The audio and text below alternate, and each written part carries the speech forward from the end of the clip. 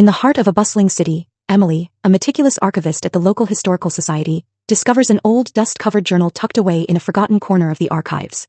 The journal, dated back to the early 1900s, belongs to a man named Charles, who writes extensively about his mysterious love, Elizabeth, and their plans to elope. The last entry is dated the night they were to meet at a secret address, 35 Willow Lane, but Elizabeth never showed. Heartbroken, Charles disappeared and the rest of the journal is blank. Emily is captivated by the unfinished love story and decides to investigate.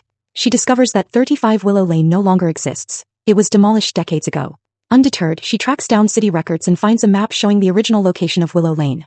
She visits the site, now a modern office building, and manages to obtain permission to explore its basement. As she navigates the dimly lit basement, Emily finds a hidden door behind an old brick wall. With great effort, she pries it open and steps into a musty room filled with antique furniture. To her astonishment, she finds a dusty trunk with Charles's initials. Inside the trunk, she discovers a collection of letters, all addressed to Elizabeth but never sent. Just as she begins to read the first letter, she hears a faint whisper behind her. Turning around, she sees a figure in old-fashioned clothing, Charles. He explains that he's been trapped in this room, waiting for someone to uncover the truth.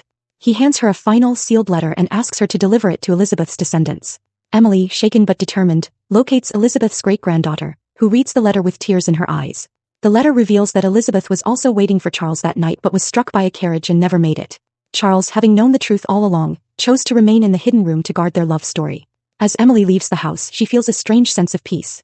She returns to the basement, but the hidden door is now gone, replaced by solid brick. The story of Charles and Elizabeth lives on, forever united through time.